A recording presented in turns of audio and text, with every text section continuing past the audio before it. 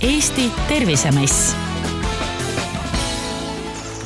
Want some ice on my wrist so I look better when I dance. Have you looking at it, put you in a trance. I just wanna rollie with a dapper ranch. I already got some designer to hold on my pants. Angeelika, sinuga alati räägitakse toidust.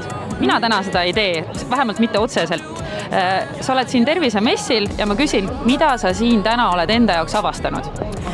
No ega toidust nagu üle ega ümber ei saa, aga ma olen näinud väga palju ilusaid ja liikuvaid inimesi, olen kuulanud väga palju tarka juttu tervise ja vitamiinide ja kõikvõimalike toidulisandite osas.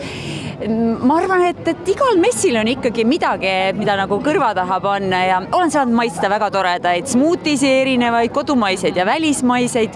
Messil on ju tore. Ja kuidas sa siia messile täna siis tulid autovabal päeval? Tulin bussiga. Nii oligi. Sa ühistranspordi igapäevane kasutaja või pigem selline messi puhul?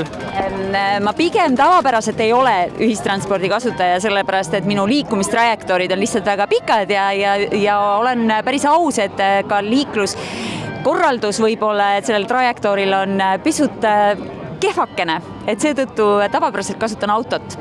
Aga kui on võimalik, siis kindlasti kasutan ühistransporti. Kevadel on taaskord ka Eesti toidumess, ilmselt ka seal jätkate oma tervisliku nii-öelda vaatenurgaga. No kindlasti, et ega siis tervislik elu käsitlus või selline vaade elule on minu meelest tõusev trend, et see ei ole midagi, mis on nagu korraks tuld ja minemas ära, et kui siingi ringi vaadata, et siis ikkagi, et inimeste huvi tervise ja liikumise vastu on ju väga suur.